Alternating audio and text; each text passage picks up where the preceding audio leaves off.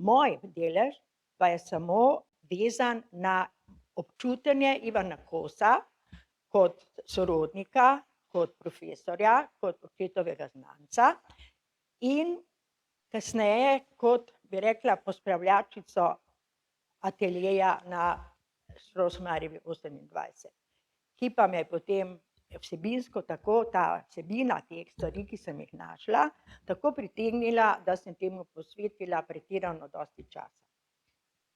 Začenjam pa z današnjim dnem, in sicer na jutrišnji dan, 19. januarja 1981, je moj tast umrl. In sicer se je v noči od 18. na 19. januar poslovil z enim globokim izdihom in ga več ni bilo. Takrat je bil star 86 let in jutrišnji dan je 44-letnica njegove smrti. Moja funkcija zdaj tukaj je dokaj, bi rekla, neprijetna zame, kajti ogromno je šal, anekdot, domislic na razmerje snaha, tast in tašča. Zdaj, tu je težko ohraniti neko zdravo distanco, ampak ker je moj pogled v bistvu iz 3 zornih kotov, mislim, da bo moje pričevanje dovolj avtentično in nepristransko. Najprej sem stvar malo geografsko opredelila. In sicer dom mojih staršev in tudi še zdaj moj je v vili pod Kalvarijo, nasproti Hutarjeve vile. Kosovi so živeli v vili velikih hiš, dvonadstropni, na koncu Tomšičevega drevoreda v Praprotnikovi ulici, pod piramido. Atelje Strossmayerjeve 28 je tudi na koncu parka, tako rekoč. Se pravi, da je naš tale predel, kjer smo se mi gibali, bil pretežno tudi mestni park. Jaz spadam v baby boom generacijo, otrok nas je bilo kot listja v travi in naše igrišče je bil mestni park. In v mestnem parku so ob določenih urah razgibavali svoje ude znani Mariborčani. Prvi med njimi je bil škof dr. Držečnik, ki je bil zelo priljubljen gospod. Starši so nas opozorili, da do teh gospodov, ki hodijo po tistih potkah, moramo biti zelo obzirni, ker mi smo se igrali ravbre in žandarje, skrivanje, lovljenje, skratka same dinamične igre. In so nam svetovali, da gospoda škofa pozdravljamo zahvaljen Jezus. In to smo tudi delali. Drugi gospod, po katerem bi lahko naravnali uro, je bil profesor Jože Košar. On je hodil z rokami na hrbtu sklenjenimi, v mislih Bog ve kje, in dokaj mrko se je držal, njega smo se nadaleč izogibali. Tretji gospod, ki je ob nekih nepravilnih urah ali delih dneva prihajal v svojem poskočnem koraku skozi park, pa je bil profesor Ivan Kos. Moj oče me je nanj opozoril, bil je razpoznaven po svojem klobuku, ki ga je imel malomarno nataknjenega na glavo, po plahutajočem plašču in običajno zelo hitro hodil.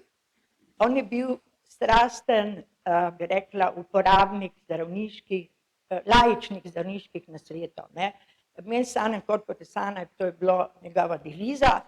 Karkoli sem jaz v ateljeju vzela v roke, povsod je bila kakšna pripomba. Ta čaj je zelo dober za recimo žolč. Ušesa zdravimo s tem in s tem, ampak to je bilo na pismih, kjerkoli. Še zdaj, ko se včasih močno smejim, moja hčerka tudi inklinira k temu, če pravim, kri res ni voda. No, potem sem z očetom včasih šla skozi park in kadar sva srečala profesorja Kosa, je sledilo najprej klanjam se, potem pozdrav s klobukom, potem se je izmenjalo par besed, vljudnosti, vse so se takrat v Mariboru izobraženci vsi poznali. Že iz predvojnih časov, se pravi v času med prvo in drugo svetovno vojno, je bil Ivan Kos zelo družbeno aktiven, moj oče pa tudi. Kos je bil tajnik v vseh mogočih likovnih združbah, bil je tajnik društva, ljubiteljev društva angleškega jezika in kulture, bil je član društva Ex Libris, bil je kasneje tajnik muzealskega društva in tako dalje, bil je zelo aktiven in zelo rad je pomagal. Moj oče je bil tajnik Sokolske župe, aktiven je bil v planinskem društvu, po vojni, potem pa tudi v Združenju kmetijskih šol Slovenije. Hvala.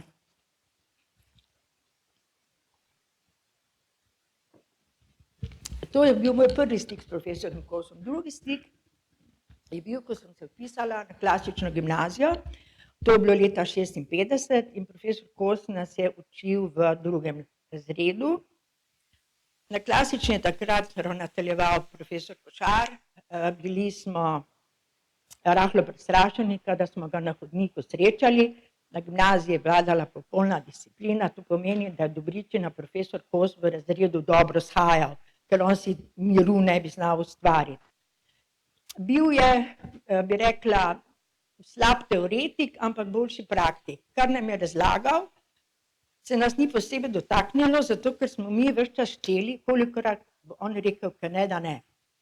In potem smo to po uri primerjali, eni so vmes res slabo poslušali, so našteli recimo 3-krat, drugi pa 30-krat.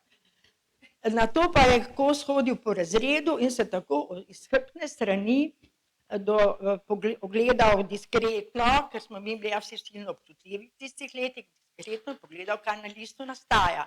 Običajno verjetno ni bil zadovoljen. No, in potem je on vzel v te svoje subtilne prske, med prske vzel neko pisalo, potegnil 3 ali 4 krivulje in avtor nastajajočega izdelka na koncu bil silno zadovoljen, ker je nastalo nekaj lepega. Profesor Kos je bil na klasični silno priljubljen profesor. Lani je izšla knjiga Nepozabljena klasična gimnazija in skoraj vsi tisti absolventi, ki so opisovali šolanje, so opisovali tudi njega. Vsi se ga spominjajo kot zelo korektnega, zelo prijaznega, Nemci rečejo entgegenkommend, zelo se je potrudil, kadar je kdo kakšno stvar potreboval. Skratka, ni bilo slabih mnenj in spominov. Ko je profesor Kos, ko je profesor Kos bil na klasični, je se na klasično vpisal tudi njegov sin. To je bil naš vrstnik, tudi letnik 46, bil je v 2. paralelki, bil pa to strašno živahen fantek, stalno se je zibal na stolu in pogosto je stola tudi cepnil. In kadar je tako večkrat padel, je potem profesor, ki je bil za katedro, mislil, da gre tu za neke vrste nagajanje in eden od teh profesorjev ga je očetu v zbornici natožil. Takrat je profesor Kos pridrvel v razred, mu stisnil eno zaušnico, zadrl nadaljevanje sledi doma in odšel. Da pa je bil on tako strog in postaven, je bilo pa presenečenje, saj je tudi v zbornici očitno nastopil kdaj malo bolj strogo in se je skregal s profesor Štauberjem. Profesor Štauber je prišel v razred, bogemu Ivančku Kosu, Ivanček smo ga klicali do pozne starosti, na malo v zbradovalnico cvekal toliko, da mu je že kar zaključil za junijsko oceno nezadostno in po tem dogodku so starši fanta prepisali na drugo šolo. Jaz sem potem klasično končala s tem, da so nas preselili iz leta 1958 iz poslopja na vogalu Tirševe Mladinske, malo dalje na vogal Trubarjeve in Mladinske in to reformo smo mi vsi doživeli kot velik poseg v našo, bi rekla, avtonomijo. Razburjali so se profesorji, razburjali so se starši, razburjali smo se dijaki. Profesor Kos, se pravi moj kasnejši tast, pa piše svoji ženi, ki je bila dalj časa odsotna, zdaj pa nisem več v poslopju klasične, zdaj pa sem v osnovni šoli Bojana Ilika. In to je bil njegovo stališče oziroma bi rekla, način sprejemanja stvarnosti. On se z takimi banalnimi stvarmi, kje bo on učil, ni ukvarjal. Njegov svet je bil povsem drugačen. In kakšen sem jaz potem kmalu spoznala. Saj sem se jaz z njegovim sinom, potem smo bili sošolci na prvi gimnaziji, po maturi zbližala, prijateljila, skupaj sva študirala v Ljubljani. Jaz pa sem živela pri mamini prijateljici na Viču, katere dobra prijateljica je bila tudi Frančka Kosova, to pa je bila žena, to je bila sestra Ivana Kosa in žena znane mariborske družine Lovšetovi. Frančka je mene imela skoraj za svojo, tako kot tudi Mira Majcnova in problem. In mi je mnogo stvari o Kosovi družini pripovedovala, se pravi, da sem jaz pravzaprav od nje izvedela največ. Kasneje se je pač dogodilo, da sem jaz leta 1969 ugotovila, da bom avgusta rodila in je to potem bil rahle vrste potres. Ivanček je šel k očetu, ki je imel takrat že 74 let, in mu je povedal, da se bo on zdaj pa poročil. Bil pa star 23 let.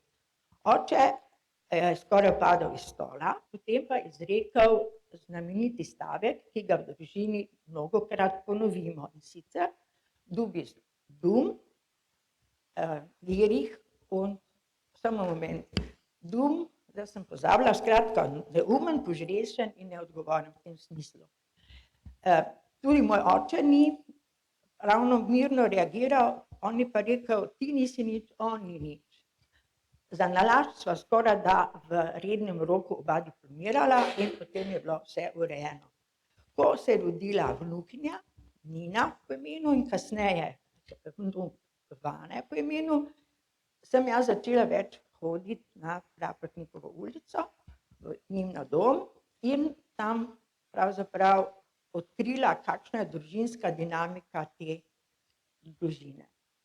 Moja tašča, Vida Kos, rojena Mešiček, je bila izvrstna gospodinja. Njena mama je bila učiteljica, oče je bil nadučitelj in jo je dala v uk ali pa na šolanje k uršulinkam v Ljubljano. Zato, da bi pač pridobila neka znanja, da bi lažje preživela. Vida je nosila vso odgovornost za dogajanje v tisti družini, se pravi, podpirala je 4 vogale, ne le 3. V isti hiši pa sta živeli še njeni 2 sestri, vsaki je bil dodeljen en del hiše, se pravi, na ta način so tem 3 dekletom omogočili eksistenco, fantom, po Mešičkovi strani, seveda bratom in sestram, pa so plačevali študij in s tem izravnali neke vrste moralni dolg, ki so ga imeli do svojih otrok.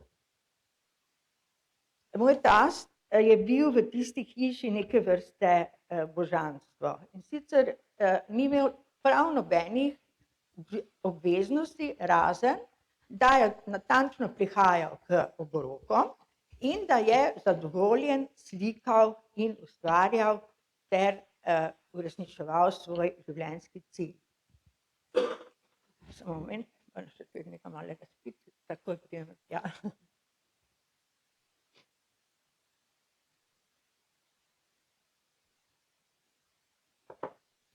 On je imel čisto poseben način življenja. Ko sem jaz začela tja prihajati, je bil že v pokoju. Zjutraj mu je bil serviran zajtrk, po zajtrku je poslušal malo klasično glasbo, potem je šel ali v atelje, ko pa je bil še starejši, pa je hodil obvezno ali na čaj k svoji sestri Ivanki na promenado, ona je živela tam v parku, v hiši v promenadi, ali pa na konec Gosposke, k tako priljubljeni bakici. Bakica pa je bila vdova po bratu Hinkotu, židinja in mati znanih Slovencev. Torej, to je bil brat Hinko, Kosov brat Hinko, tretji po starosti. Otroci bakice in pokojnega brata Hinka pa so bili Božo Kos, ilustrator, potem Vladko Kos, Vladimir Kos, misionar, slovenski pesnik, pokopan v Tokiu prejšnje leto, potem grafik Boris Kos, potem Karmen, katere sin je dr. Davorin Kračun in še sestra Jacinta. Bakica je bila odlična sogovornica, odlična gospodinja in ni bilo dneva, da dedek Kos, se pravi moj tast, ni odšel ali k eni ali k drugi gospe. Na to je prišel vedno pravočasno na kosilo, ki je bilo vedno izvrstno skuhano, čeprav so bila materialna sredstva, ki so bila na razpolago v tej družini, zelo skromna. Po kosilu je bilo obvezno poslušanje opernih arij in bi tu omenila, da je bil moj tast kasneje leta 1937 v La Fenice operi s svojim bratom in sta poslušala Benjamina Džilija. Jaz mislim, da je bilo to sanjsko doživetje za Ivana Kosa, ki ga ni nikoli pozabil. Po poslušanju oper je odšel na sprehod v park, kjer je nabral ne vem koliko svojih korakov, ali pa po kakšnih drugih poteh, skratka izven doma. Dvakrat dnevno je odšel od doma, ker pač doma ni imel kaj početi. Čeprav je ta hiša bila približališče mnogih, bi rekla, znanih ljudi, na primer na njihov prelep vrt, leta dolgo hodila Priska Has, to je mama Herte Has, Titove žene, in gospa Priska je na njihovem vrtu klekljala oziroma pletla različne vrste prtičkov, skratka ustvarjala neka ročna dela. Druga gospa, ki je tudi redno hodila na ta lep vrt, je bila gospa Senčar, mama mariborskega ortopeda, profesorja, odvetnika, skratka, prihajali pa so tudi drugi sorodniki, ki so bili vsi zelo izobraženi, zelo rad je prihajal tudi gospod Jože Mišiček, katerega hčerka je danes tu, prišla z Ljubljane, lepo pozdravljam. In kadar so bile družinske prireditve, se pravi godovanje, rojstni dnevi in pa drugi prazniki, je hiša pokala po šivih, ker so vsi prihajali najraje na Praprotnikova, ker je bila babica Vida odlična gostiteljica. Kar se tiče zdaj Kosovega, bi rekla, odnosa do družine in do okolja. O preteklosti se pri hiši ni govorilo. O drugih ljudeh, da bi se obiralo, se ni govorilo. O Kosovem delu v službi nekdaj se ni govorilo, o ateljeju se tudi ni govorilo, praktično se ni govorilo nič. Ampak funkcionirali so pa odlično. Babica Vida bi mogoče nekim stvarem malo težje sledila, ker je pač bila drugače vzgajana, drugačno zasnovo imela, medtem ko je bil dedek Kos pravzaprav zagonetka. In danes, če razmišljam nazaj, bi rekla, da je pravzaprav neka dvojna oseba. Ena, ki je bila doma, rezervirana, si imel vtis, da pravzaprav sploh ne sledi temu, kar se dogaja, očitno ga ni zanimalo. In druga, ki je bila izven domačih štirih sten, tista pa je bila povsem drugačna. Bil je prijazen, zgovoren, ampak vedno rezerviran, vedno je imel neko določeno distanco. In imam eno zelo lepo psihološko definicijo njegovega, zdaj pa bom to malo težko izvedla, njegovega tega odnosa v javnosti in odnosa pri ustvarjanju likovnih del, in sicer je žena Alojza Rebule, Zora Tavčar, napisala svoje spomine Veter v laseh. Ona je bila klasik in opisuje profesorja Kosa takole. Profesor Kos je bil, če si ga srečal na ulici, po svoji kmečko oglati postavi in težki hoji, pa tudi po skromni opravi, bolj podoben komiju kot profesorju. V drži je bil nekam plašen, v obraz pa otroško prostodušen. Tak nam je bil zunaj razreda komaj spoznaven, tuj. Med nami v razredu pa je bil v svojem elementu. Roke so mu postale ob dotiku s svinčnikom, čopičem ali risalnim listom obredno svečane. Kretnje in mimika so se razigrale, postajal je ves svetov. Komaj pa je stopil čez šolski prag, je spet ugasnil, odmrl, opustel. In točno tako smo ga mi tudi v bistvu doživljali. Se pravi, da je ta definicija, to opazovanje te gospe res zadelo žebljico na glavico. Približevalo se je leto 1981, takrat sem jaz z družino živela na Dunaju in po smrti tastovi, kjer smo pač nismo mogli kaj dosti pomagati, ker smo bili odsotni, je tašča atelje oddala, in sicer sinu neke svoje prijateljice, slikarju. Oddala ga pa je skupaj z vsem inventarjem, brez sinovega soglasja, in seveda smo ves čas bili malce na preži, da se ne bi kaj radikalno napačnega zgodilo. Po Kosovi smrti je potem, smo mi ponovno bili odsotni dalj časa, do leta 90. Takrat se je obetal Jazbinškov zakon in ta podnajemnik je takrat potegnil par zelo, bi rekla, nefer potez, kar je mojega moža zelo razočaralo, in se je potem odločil, da bomo ves atelje na hitro izpraznili in preselili na Martičevo, v našo hišo. K sreči smo imeli prostor, mož je poskrbel za pravilno skladiščenje teh slik, skic, olj, torej raznoraznih plošč. Jaz pa sem poskrbela za škatle, ki so bile polne materiala, se pravi. Od leta 1919 dalje moj tast ni vrgel proč ene tiskane ali pisane stvari. Notri so bili gledališki listi, pisma, življenjepisov enih 5 ali 6, niti eden ni podoben drugemu, odvisno v kakšnem mentalnem stanju je bil. To mi je vzelo največ časa. Potem pisma njegovih prijateljic, on je imel en kup enih prijateljic, s katerimi se je dopisoval. Med njimi je bila Dubrovčanka Brina Štuli in v nekih svojih teh pismih, dopisnicah omenja, koliko akvarelov je naredil in da je tudi vse takoj prodal. Potem se je dopisoval z eno nekdanjo dijakinjo, Rasto, že v času med prvo in drugo svetovno vojno in še kasneje. Potem se je dopisoval z eno mlajšo deklico, ki se je podpisovala Bambi. Potem se je dopisoval torej s svojimi stanovskimi kolegi, z temi člani društva likovnih umetnikov in tako dalje.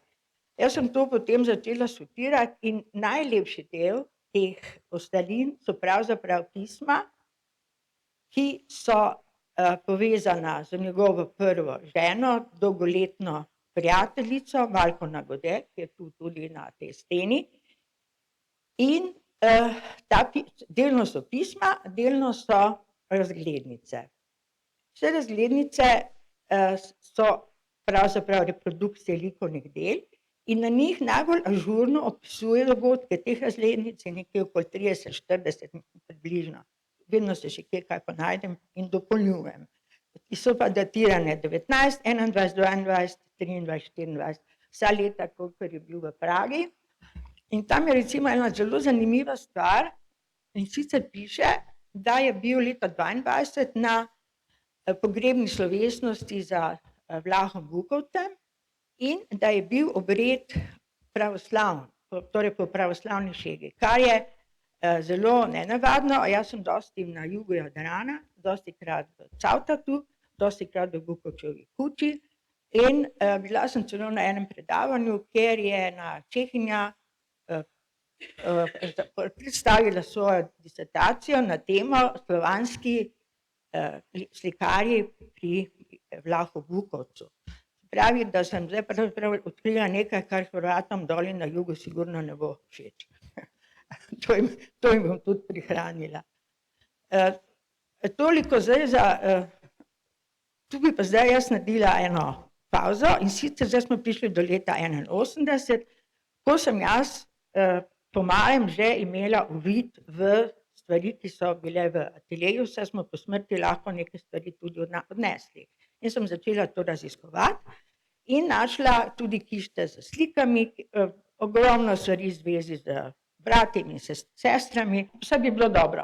Torej, to je en izmed teh življenjepisov, vse je pisano z roko, dostikrat korigirano, pač pa kar dobro čitljivo, to je edina prednost. Hvala.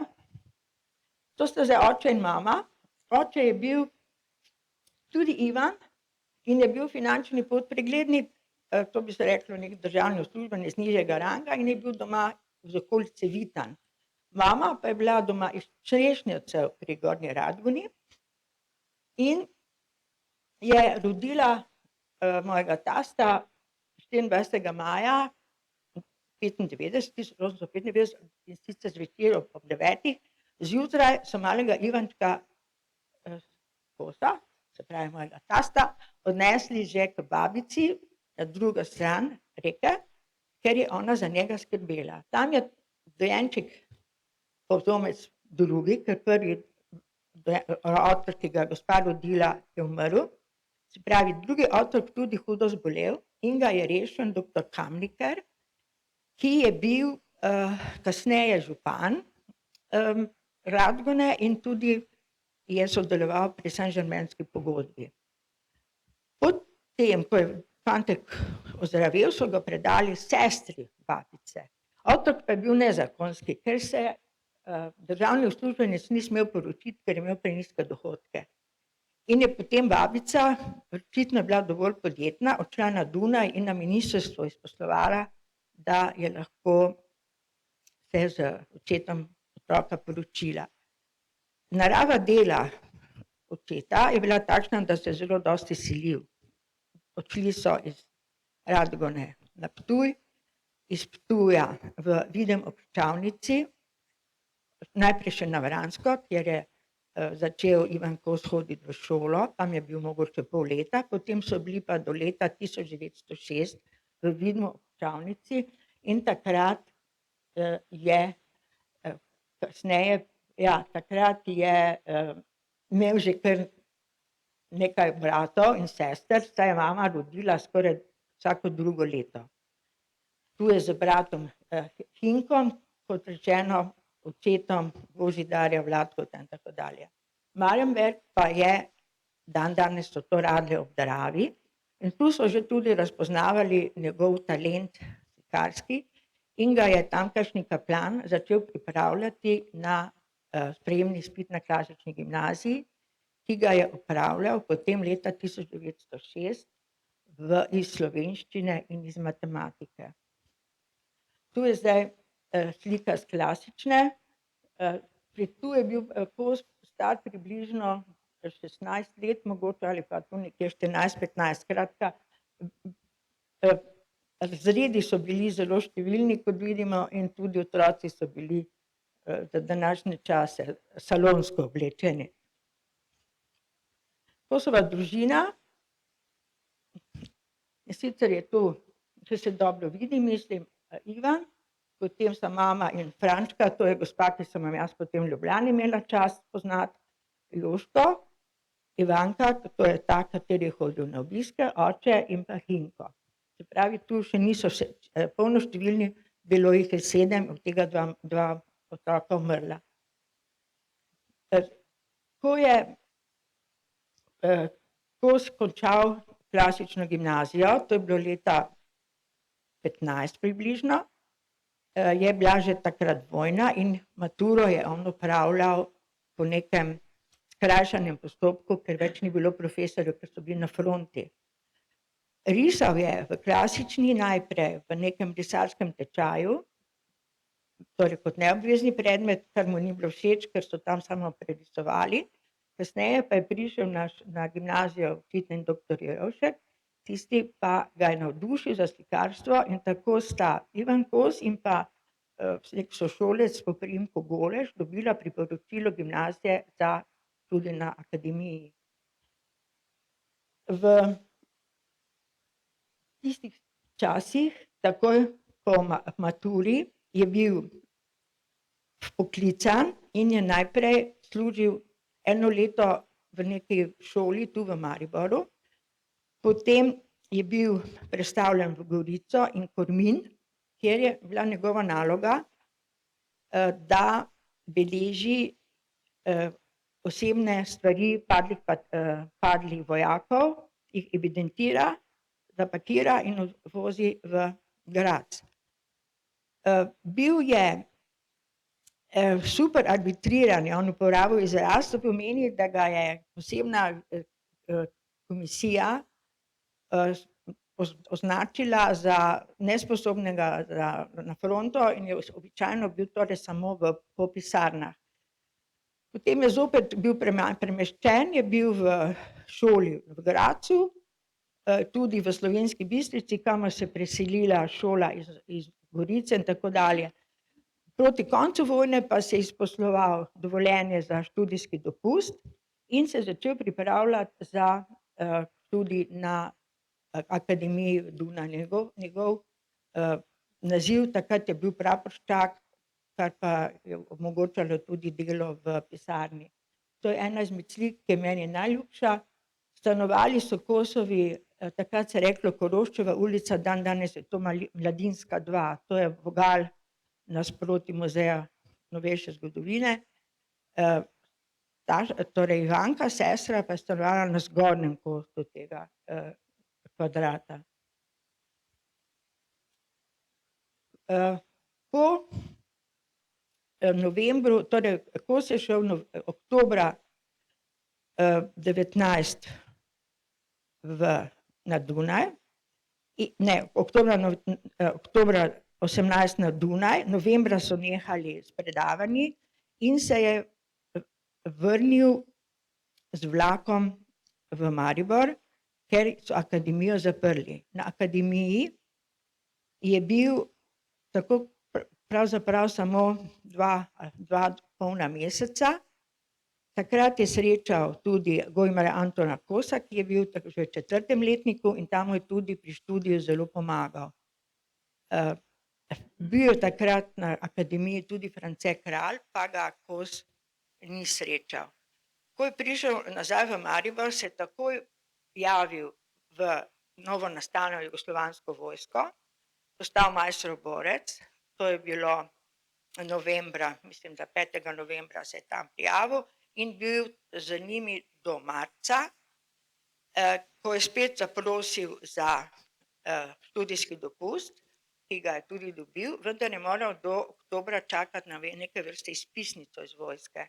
In oktobra je potem z mapo, ki jo je že predložil za študij na Dunaju in ki je v arhivu zapuščen, torej v zapuščini v arhivu, s to mapo je odšel v Prago, kjer se pri direktorju prikazal svojo situacijo in je bil takoj torej dirigiran v 2. letnik akademiji, splošna smer pri Vlahu Bukovcu. Vlahe Bukovca Matjaž ni posebej častil, ker se on za svoje študente pravzaprav ni dosti brigal. Dal jim je vedno en in isti napotek, kadar so prinesli dela pokazati, in sicer, da naj opazujejo naravo in naj čim več študirajo. Ker je imel Kos v tistem času velike finančne težave, edini dohodek, ki ga je imel, je bilo 2000 čeških kron za celo leto, s tem preprosto ni mogel niti umreti od lakote, ker ga ne bi imel kdo pokopati. Se pravi, da je šel k Bukovcu, ga prosil, če mu omogoči, da opravlja te študijske naloge od doma, on je imel za to razumevanje in mu je to dovolil.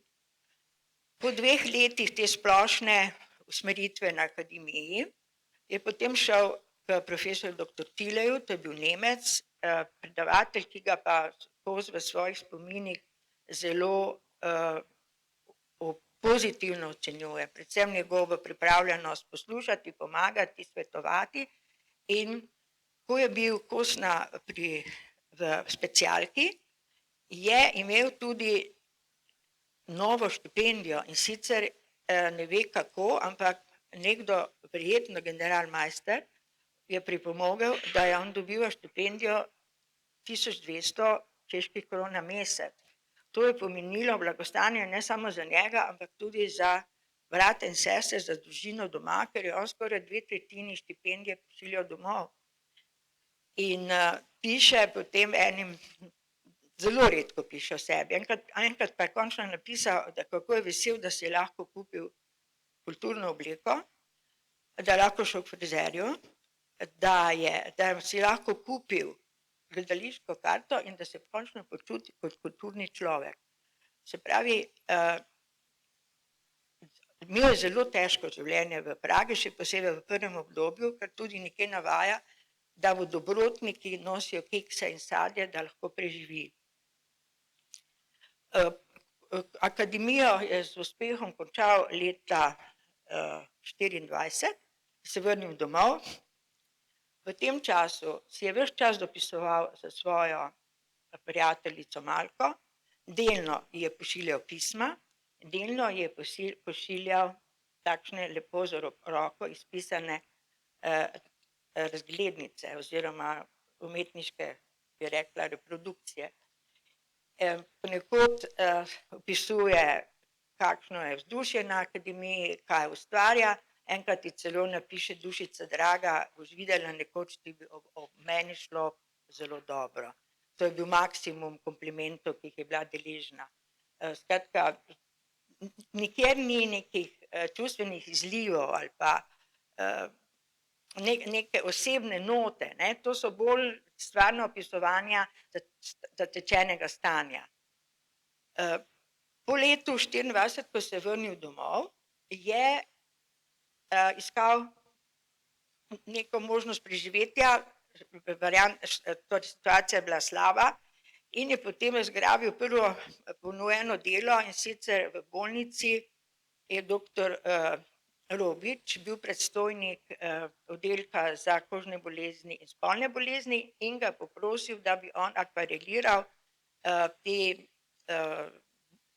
novo nastale tvorbe pri raznoraznih boleznih na koži. Bil je s svojim štafelajem usmerjen v en majhen prostor, kjer so redili majhne prašičke za poskuse, in je bil ogorčen nad tem, kako nizko se je moral spustiti, da preživi.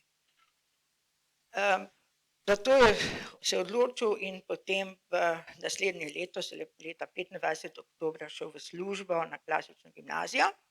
To je pomenilo neko socialno gotovost in predvsem stalni dohodek, ki ga več ali manj dajal mami. Še vedno je bilo polno nepreskrbljenih otrok v Kosovi družini in tu je bil on, sam piše, da sem bil neke vrste krušni oče.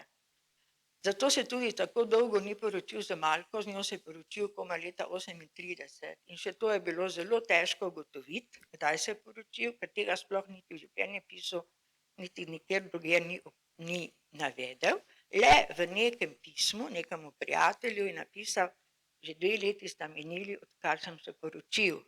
Kar je bilo treba ugotoviti, ali je to prav datirano ali ni, ampak dejansko je tako.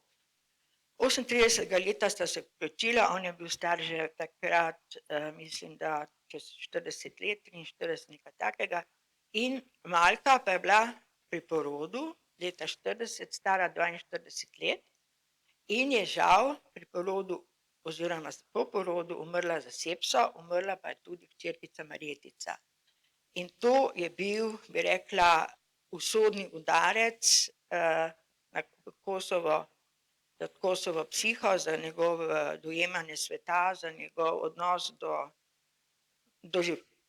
do življenja, od tega mislim, da se ni nikoli opomogel. Potem je bil on leta 1941 vpisan v vojsko, je bil mislim, da v Kragujevcu, je ob razpadu vojske se vrnil, jugoslovanske vojske, se vrnil preko Zagreba ja, se vrnil preko Karlovca v Zagreb in v Zagrebu čakal v slovenskem domu, da izve, kakšna situacija v Mariboru. V Mariboru ga je Gestapo iskal že večkrat, ker je bil on za tiste razmere anglofil. Stanoval je pri svojem vojaškem kolegu Kafki in se nekako z nekimi priložnostnimi deli držal na vodo, dokler mu ni brat Franček, umetnostni zgodovinar, pripravnik na muzeju v Ljubljani, poslal dovolj denarja, da se lahko z vlakom pripotoval v Ljubljano in je v Ljubljani potem od aprila 1941 dalje živel. Najprej se je še 2 meseca skrival, ker so ga vseeno iskali, potem pa je z bratom živel na Mostah.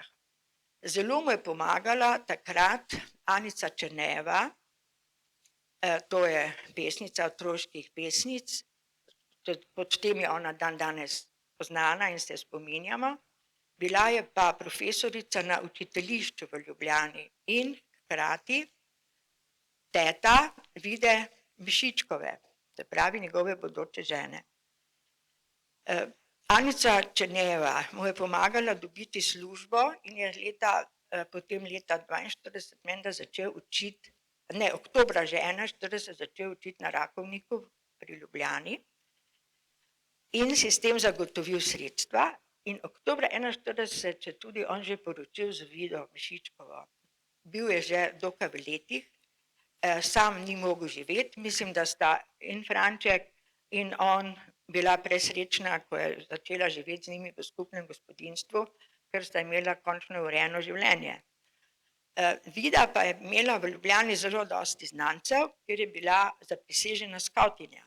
Taborila je, odkar se spomnimo, se pravi, odkar so tudi imeli fotografije pri hiši, večina fotografij so bili tabori ali ob Savinji, ali na Bohinju, ali na morju. In med temi skavti so bili doktor Miličinski, skratka, bi rekli, takrat intelektualna elita ljubljanska, ki se je pa tudi potem po vojni še dolgo družila, in sicer so hodili na Glažuto nad Rušami, kjer je bil en takšen star taborniški dom, in so tam en dan jedli taborniško hrano, se pravi polento z suhimi slivami in podobne raritete ali pa eksotične jedila in uživali v spominih. Vida je poskrbela, da je torej bilo s Frančkovo njegovo življenje umirjeno, hkrati pa se mi pridružil še Vladimir, se pravi kasnejši jezuit, ki je imel tudi zelo žalostno in hkrati navdušujočo življenjsko zgodbo, ampak to ne sodi več sem, ker bi predolgo trajalo. In v tem času, lahko malo gremo naprej, pa se mogoče vrnemo, ne? Torej, to je zdaj slika še z Malko, ročna slika, to je eno sožalje od učiteljice z Jurija ob Čavnici, sem ga dala, da se pač spomnimo, kako so včasih učiteljice lepo pisale. V tistem času, ko je čakal na zaposlitev, se lotil vsakega dela in neka banovinska kmetijska organizacija je prirejala razstavo in je moj tast hodil po hlevih v Podolenskem in slikal krave in bike. In tu je opozarjam na to, da je napisal, šlihal sem v hlevu. Tudi to je on smatral za totalno žalitev njegove, bi rekla, profesije. To je bilo slikano na pergamentu, teh krav in bikov je cela zbirka, mislim, da je to za kakšen muzej, bi bila super stvar, takih vrst živine več ni. No, in to je zdaj v tistem času poročna slika, na poroki pa so bili priče Anica Černejeva za Vido in za Vladkota pa bratranec Črnej tudi, ki pa je bil kasneje tudi veleposlanik, oziroma ne, Franček je bil priča Ivanu, Franček je bil kasneje diplomat tudi in njej pa Črnej bratranec, ki pa je bil tudi slovenski diplomat. Kuhal pa je, pomagal kuhati pa Saša Šantel. Se pravi, in tasto tam omenja, da so tako dobro jedli kot dolgo prej ne in še dolgo kasneje ne. Se pravi, poroka je bila super. No, vrnil se je tast v Maribor v mesecu, mislim, da juniju leta 1945 in se kar vselil v hišo na Praprotnikovi, kjer so pač bili sorodniki in je hiša med vojno ni bila poškodovana. Leta 1944 v Ljubljani se je rodila hčerka Sonja, leta 1946 pa v Mariboru Ivanček, moj kasnejši soprog. Sonja je nekje pri 10, 9 letih dobila otroško paralizo in je odmrla mišica, ena velika mišica na nogi, kar so jo potem uspeli z transplantacijo nekako obnoviti, je pa mama z njo morala ogromno vežbati in negovati in na ta način je precej zanemarila moža in sina, so pa takrat skočile tete, ki so živele v hiši in tako da ostali v družini te, bi rekla, izredne situacije niso tako zelo čutili. Po povratku v Maribor je tast ponovno odšel v svoj atelje, ki ga je čakal, dobil ga leta 1928, menda celo namensko grajen oziroma projektiran v tej stavbi na Šlosmajerji 28 za njega, saj ima prekrasna velika okna, je imela ta soba s pogledom na vzhod. V tem novem zagonu življenja v Mariboru je Kos takoj postal tajnik vseh mogočih združenj, ki so takrat nastajala, in to je ena izmed prvih fotografij, ki sem jih našla, ki prikazuje Kosa na razstavi, posnel pa jo je Božo Kos. Kot sem prej rekla, hiša je bila vedno polna ljudi, tu je zdaj družina, širša družina, od teh smo še danes tu, to je Maja, ki je tu moj vis-a-vis. Koga več ni živega. Ja, na klasični je bil, kot rečeno, priljubljen profesor, včasih tudi vehementen, doma ga jaz nikoli nisem videla v taki pozi, on je bil, kako bi rekli, kot neke vrste, včasih so risali božanstvo, da je v kotu sobe, pa so žarki, osvetljeni navzdol. Jaz njega približno tako sem ga dojemala, ne, on se v nobeno stvar ni vpletal, recimo tudi vnuka, ki sta bila več kot luštkana. Nikoli ju ni niti pobožal, niti nagovoril, opazoval. Res je, da ju je probal nekako portretirati v tistih časih, ampak več tega naboja v sebi ni imel in je stvari opustil. Ker je bil priljubljen profesor, so se mu tudi upali marsikaj maturanti potem malo revanžirati, se pravi, pri teh slikah bi ga v razredu zadela kap. Bil je družaben, kadar je bil izven hiše.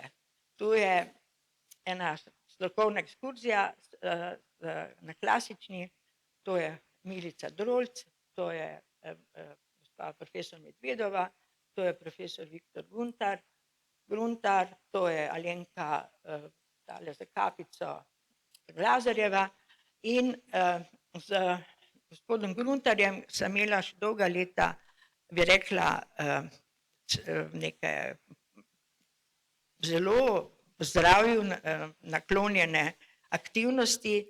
Dedek Kos je namreč hodil v seniorsko skupino pri telovadbi, skorajda 12 ali 13 let.